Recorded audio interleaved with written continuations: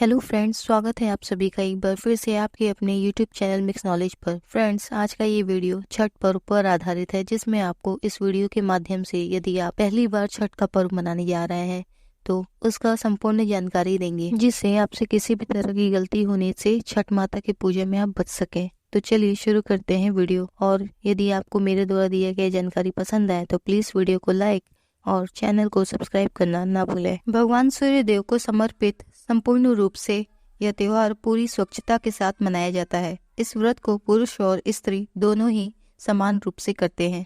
यह पावन पर्व पूरे 4 दिनों तक चलता है। व्रत के पहले दिन यानी कार्तिक शुक्ल चतुर्थी को नहाए खाए होता है, जिसमें सारे व्रती आत्मशुद्धि के लिए केवल शुद्ध आहार का सेवन करते हैं।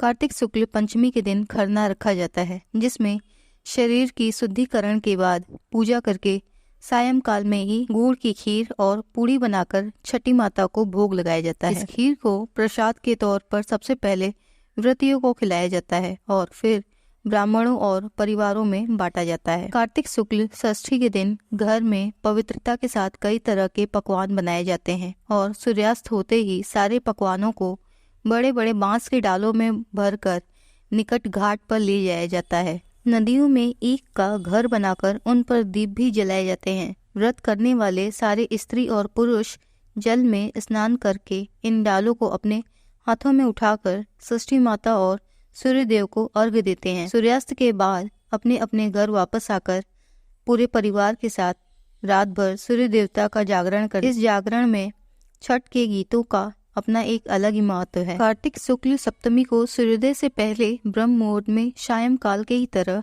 डालों में पकवान, नारियल और फलदान रख कर नदी के तट पर सारे व्रती जमा होते हैं। इस दिन व्रत करने वाले स्त्रियों और पुरुषों को उगते हुए सूर्य को अर्घ्य देना होता है। इसके बाद छठ व्रत की कथा सुनी जाती है और कथा के बाद प्रसाद का वितरण किया जाता है। सारे व्रती इसी दिन प्रसाद ग्रहण करके पारण करते हैं। इस व्रत से जुड़ी एक पौराणिक परंपरा के अनुसार जब छठी माता से मांगी हुई मुराद पूरी हो जाती है, तब सारे व्रती सूर्य भगवान को दंडवत आराधना करते हैं। सूर्य को दंडवत प्रणाम करने की विधि बहुत ही कठिन होती है। दंडवत प्रणाम की प्रक्रिया कुछ इस प्रकार है। पहले सीधे खड़े होकर सूर्य देव को सूर्य नमस्कार किया जाता है और उसके बाद पेट के बल जमीन पर लेटकर दाहिने हाथ से जमीन पर एक रेखा खींची जाती है। इस प्रक्रिया को घाट पर पहुंचने तक बार बार दोहराया जाता है।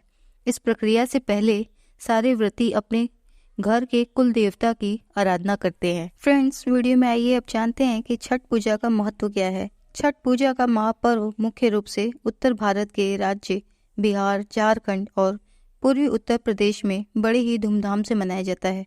यह पर्व संतान की दीर्घायु, सौभाग्य और खुशहाल जीवन के लिए रखा जाता है।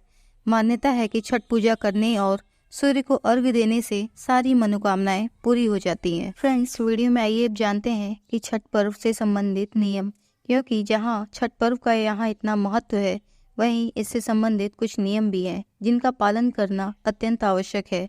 क्योंकि इन नियमों के पालन में यदि आपसे भूल चूक या गलती हो जाती है तो व्रत का खंडित होने का भय भी बना रहता है। तो चलिए वीडियो में अब जानते हैं कि छठ पर्व से संबंधित नियम क्या है, जिससे आपके व्रत की पूर्णता किया जा सके। इस पर्व में पूरे 4 दिन शुद्ध कपड़े पहने जाते हैं। कपड़ों में सिलाई ना होने पर पूर्ण रूप से ध्यान रखा जाता है कि महिलाएं साड़ी और पुरुष धोती धारण करते हैं। 4 दिन के व्रत करने वाले व्रतियों को जमीन पर सोना अनिवार्य होता है। कंबल और चटाई का प्रयोग करना उनकी इच्छा पर निर्भर करता है। इन दिनों प्याज, लहसुन और मांस मछली का सेवन करना वर्जित है। पूजा के बाद अपने अपने सामर्थ्य के अनुसार ब्राह्मणों को भोजन कराया जाता है। इस पावन पर्व में व्रतियों के पास बांस के सूप का होना अनिवार्य है। प्रसाद के तौर पर गेहूं और गुड़ के आटों से बना ठेकुआ और फलों में केले प्रमुख हैं। अर्घ्य देते समय सारी व्रतियों के पास गन्ना होना आवश्यक है। गन्ने से भगवान सूर्य को अर्घ्य दिया जाता है। पूजा के दौरान कभी स्टील या शीशे के बर्तन का प्रयोग न करें। साथ ही प्रसाद शुद्ध घी में ही बनाया जाना चाहिए। छठ पूजा का प्रसाद बेहद पवित्र होता है। ऐसे में इस प्रसाद को बनाते समय जूठा न करें। साथ ही इस प्रसाद को बनाने से पहले कुछ भी खाएं नहीं। साथ ही साथ प्रसाद बनाने वाली जगह भी पूरी तरह से स्वच्छ होनी चाहिए। छठ का प्रसाद बनाते समय नए चूल्हे का प्रयोग करें। चूल्हा ऐसा होना चाहिए जिसे लिपा जा सके, और यदि आप गैस का प्रयोग करते हैं तो नए स्टोव का प्रयोग करना चाहिए, जिसे हर साल केवल छठ के दिन ही निकाला जाता हो।